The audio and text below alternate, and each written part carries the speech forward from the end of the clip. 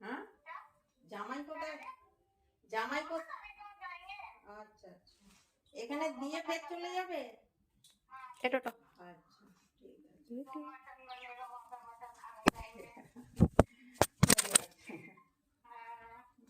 সব ছেড়ে আমরা এখানে ডাল ভাত কি খাবে বল?